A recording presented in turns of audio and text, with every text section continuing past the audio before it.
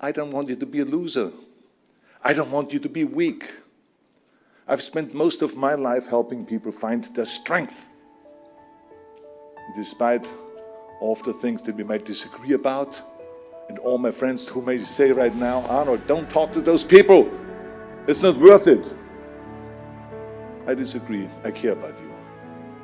I think you're worth it. I know nobody is perfect, and I can understand how people can fall into a trap of prejudice and hate. When you spend your life looking for scapegoats, you take away your own responsibility. You remove your own power. You steal your own strength. Nobody who has chosen the easy path of hate has gotten to the end of that road and said, oh, what a life. Oh, no. No, they die as miserably as they lived. No matter how far you've gone, I want you to know that you still have the chance to choose a life of strength. But you have to give up that war against anyone you hate. Stop that war. Whether you hate them because of their color of the skin, or their religion, or their gender, or their sexual orientation, it doesn't really matter. Give it up. Give up that war. What you have to do is you have to fight a war against yourself. You have to fight a war against yourself. Now, it's not easy to look in the mirror and to change your own life. It's hard as hell. You have to take responsibility. You have to learn new things. You have to feel uncomfortable. Good. Because discomfort is how we grow. It's how we become strong. If you run away from discomfort and resistance your whole life, you will always be weak. Think about the gym. Just think about the gym. That's where I learned most of my lessons. Muscles only grows from resistance. You have to struggle to build strength.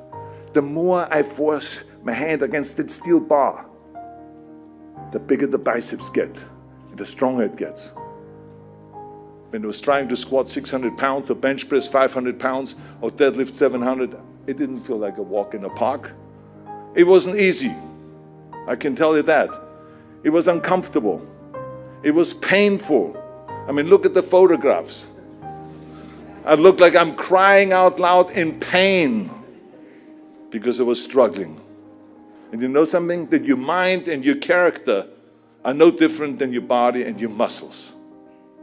If you want to grow as a person, you have to make friends with pain. You have to embrace discomfort. You have to enjoy the struggle.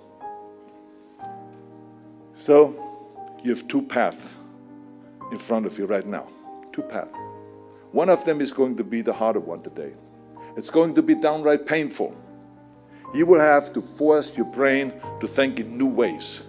You might lose some friends who want to hold on to their weak beliefs.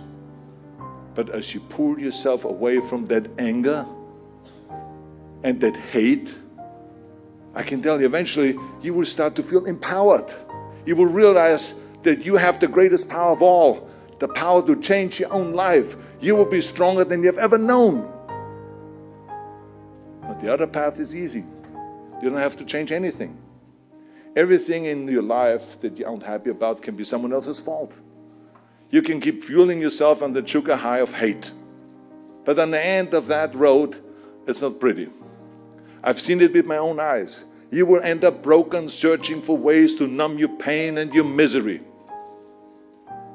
See, I don't want you to go through that. You know something? There is still hope for you. There is still time for you. So I say, choose strength. Choose life. Conquer your mind. You can do it. Thank you very much. Thank you. What leadership advice do you have for the students who are here with us today? No matter what you do, it doesn't matter if you're a painter, or if you're an athlete, or if you're a professor, or if you're a teacher, it doesn't make any difference what you do. You have to communicate, the art of communication. To have a business, you have to be able to sell. Well, the only way you can really sell is through communicating the right way. And so to me, I think leadership is all about communicating. I mean, I tell you that if you can communicate your vision, if you have a very clear vision in your mind of which direction you want to go and what you want to accomplish, and you can communicate that vision, people will follow you. And this is what happened to me when I ran for governor of California, for instance. I didn't have any political experience.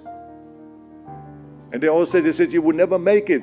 But I had a very, very clear vision of what we needed to do in California to get out of that hole that we were in.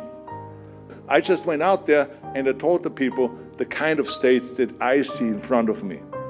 And if you elect me, I said, I'm not a political hack. I told them. I will not do business as usual. I said, I'm a Republican. I said, but when it comes to leading and serving you, I will serve everybody. I'm going to serve you. And so the people...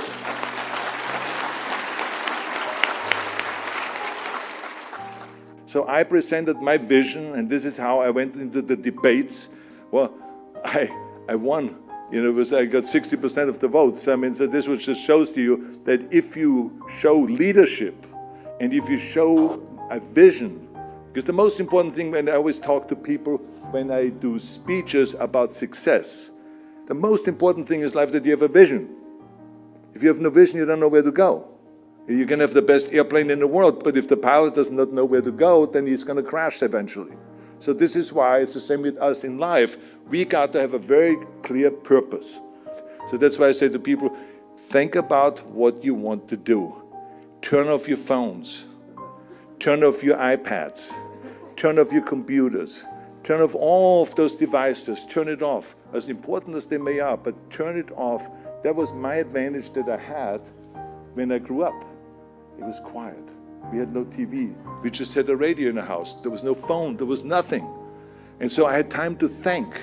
And when I had time to think, I formulated, I want to go to America. I want to be a bodybuilding champion. I want to be in the movies. I want to be rich and famous. I want to crush it. And and I really created this picture for myself that I chased for years and years and years. And every time I walked into the gym and then in a 500 bench press or 500 squats or whatever it was, I was happy. The other guys all looked depressed. Oh my God, I have to do another sit-up.